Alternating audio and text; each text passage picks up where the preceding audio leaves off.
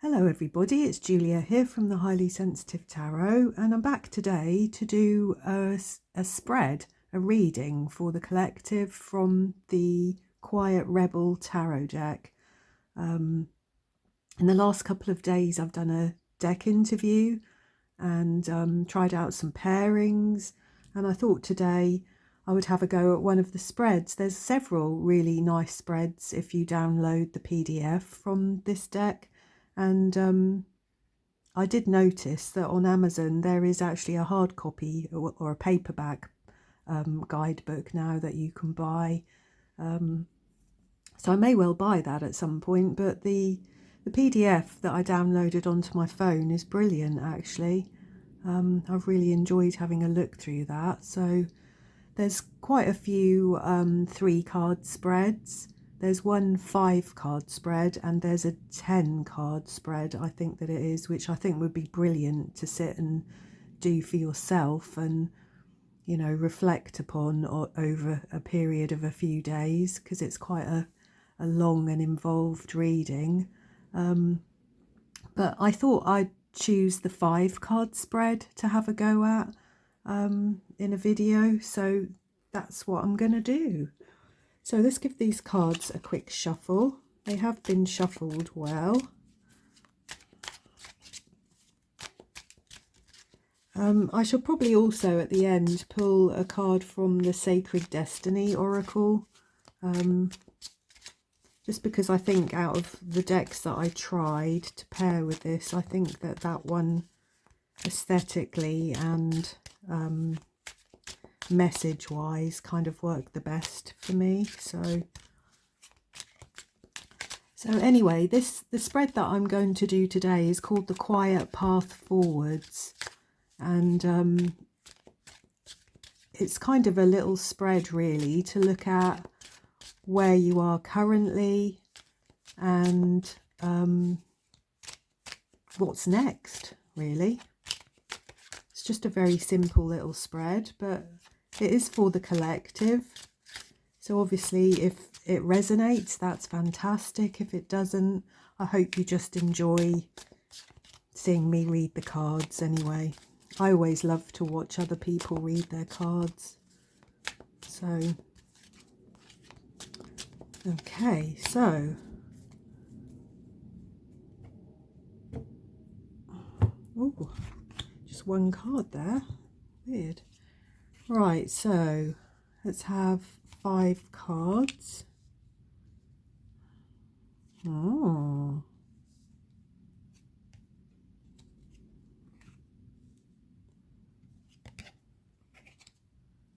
Right. So, oh, they're not level, are they? I always annoy myself with this.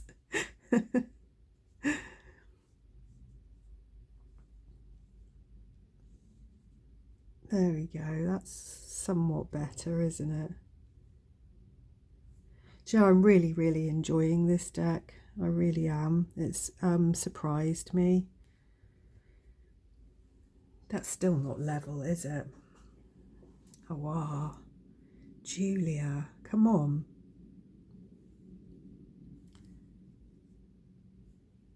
So, let's have a start. So, card number 1. The question for this is, where am I standing energetically, physically, spiritually, mentally? Where am I standing? And I've pulled the Wheel of Fortune, the Cosmic Roulette. So where you're standing currently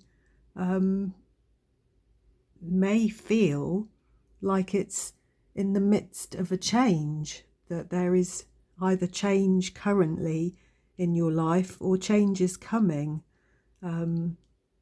This is a card of karma and fate and destiny. It can be a turning point in your life. It's generally good luck. I think it's a card of cycles, isn't it? Sometimes the unexpected. So where you are at the moment in life could feel a little bit vulnerable, a little bit uncertain. But I think that whatever this change is, it's a very positive thing. So what's ready to be released is card number 2. And I pulled the Hustler, the Magician. So whenever I think about the Magician, I always think that this is a person who's very much in control of everything. Somebody who may have their finger in many pies. I know that there is a negative side to the Magician, in the shadow side, but I think I often see the Magician in that side anyway. I see it as being somebody not entirely trustworthy.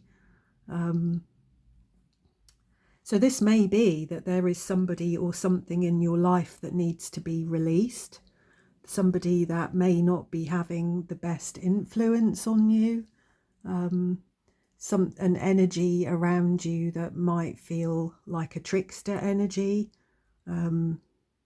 something that you feel you can't trust.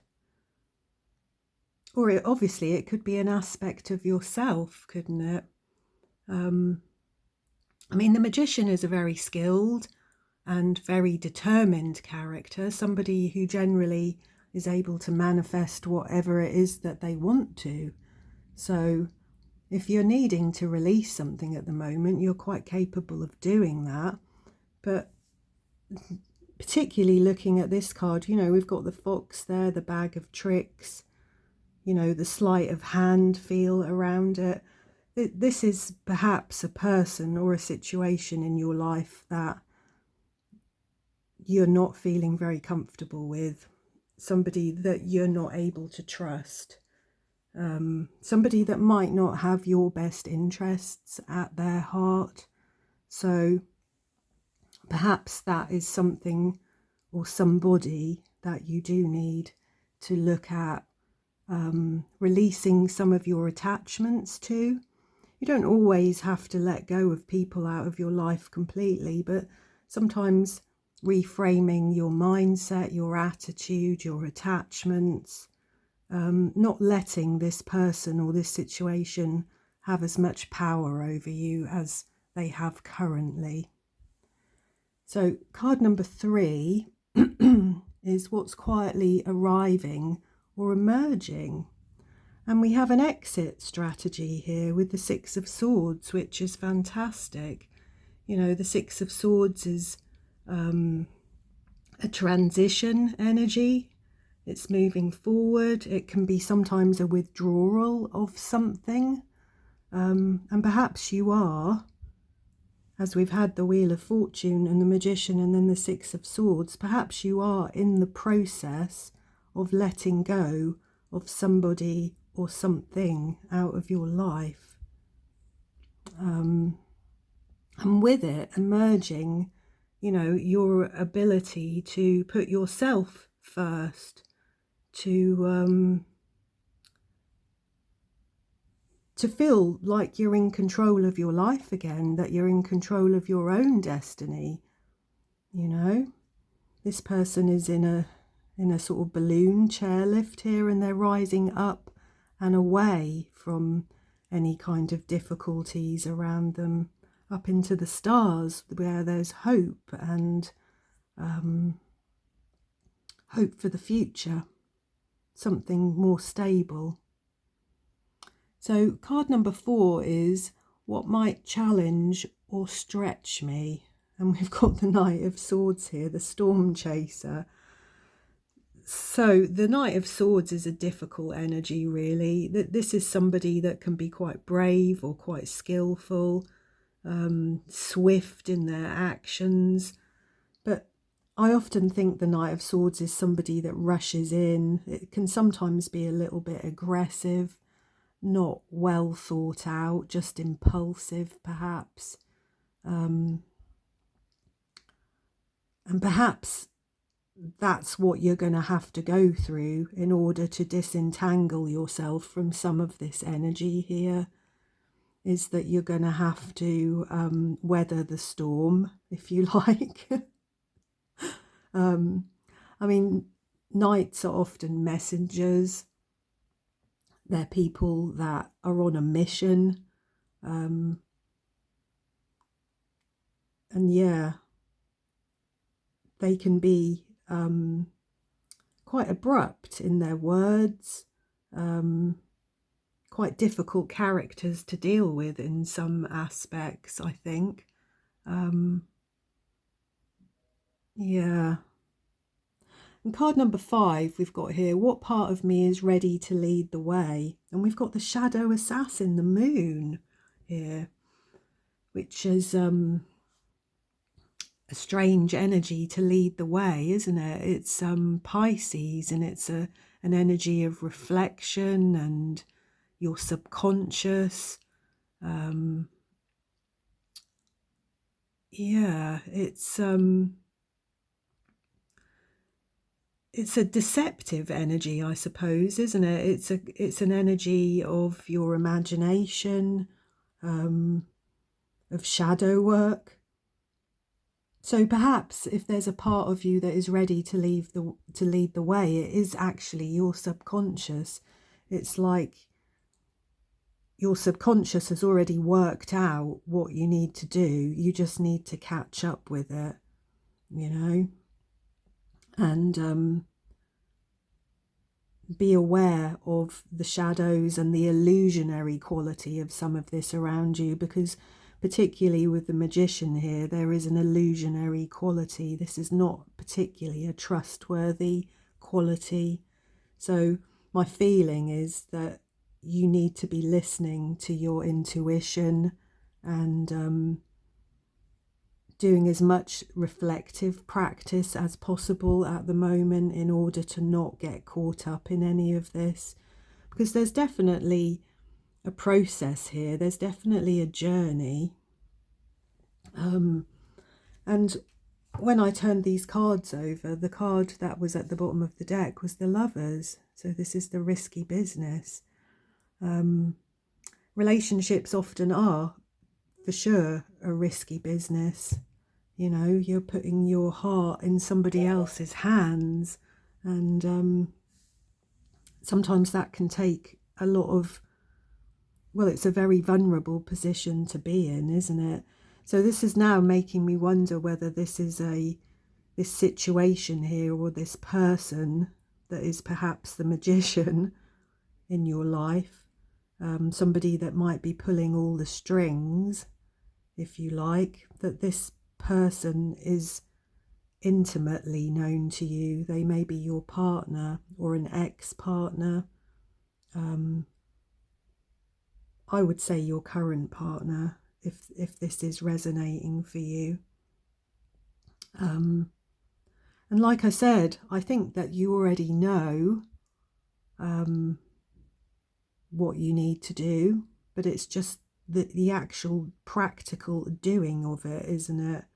When I'm looking at these cards here, we've got 2 swords and 4 majors. So this is big energy, isn't it? This is big energy in your life. This is not really just the very practical day-to-day elements of your life that we'd find in some of the minors. This is really big karmic energy, which is difficult, But looking at these cards, I think you already have an exit strategy. You're just maybe not quite willing to face up to it at the moment. But I think that it's something that you do need to face up to. With cards like the Wheel of Fortune, we're always on this wheel, and the more you resist that movement and that cycle, I think the harder that life becomes. We often have to just kind of submit ourselves to that energy and to that flow and see where it takes us. I remember reading somewhere about the Wheel of Fortune that if you're on the outer edge of this wheel, the journey's going to be much more uncomfortable. You're going to get flung around a lot more. It's going to feel a lot more precarious. Whereas if you can find yourself in the middle somewhere, you're kind of going with the flow. So like I said, to sum up, I think that there is an energy within your life that is destructive and difficult, and I think you are in the process of disentangling yourself from that. So let's just have a quick little shuffle of the Sacred Destiny cards and pull a card just to sum up here, or for some advice actually again about this, because this is not a comfortable set of cards here.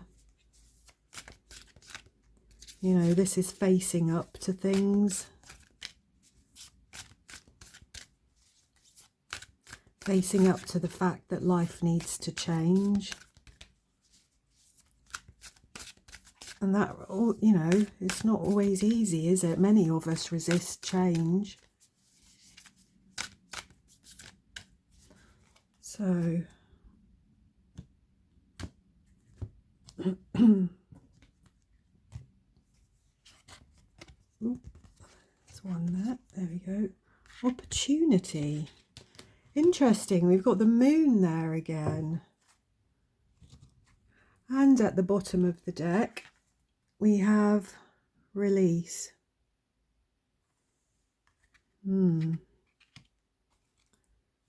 Let's have a little read from the book and see what it says about opportunity, which is interesting as we've got the moon there with the shadow assassin as well, haven't we?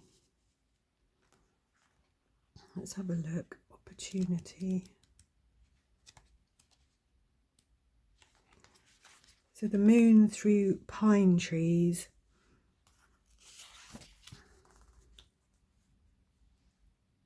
Gifts from the universe are ready to cascade into your life. Abundance, health, longevity, vitality and joy are flowing to you gently and easily in the days ahead. There may be times when the goodness of life feels like it's ebbing and flowing rather than being a steady stream of fulfillment. This is similar to the moon peeking through the pine trees for a moment or two, but as you stay open and receptive, physical and emotional gifts will come into your life. So instead of bemoaning the fact that there isn't a steady and constant stream of joy and gifts from the universe, accept whatever you receive in a spirit of gratitude, and your bounty will increase tenfold. This is a universal law. So what I'm taking from that is that actually this wheel spinning currently is an opportunity for you. It's an opportunity for life to feel better for you. And while it may not be something that necessarily you would prefer or really want for yourself, perhaps, I think it's going to open the door to bigger and better things for you. Whatever this situation is that you're in at the moment, it's not entirely healthy, is it? So there needs to be some kind of movement and gratitude for what you have and the possibilities and the opportunities that are open to you. So yeah, there we go. What a strange little reading, hey?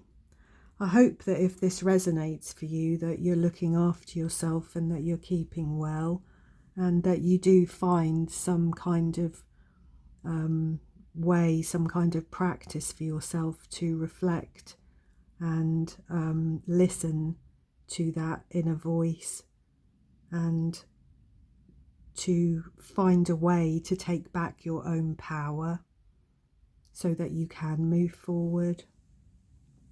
So I wish you much love and luck with that.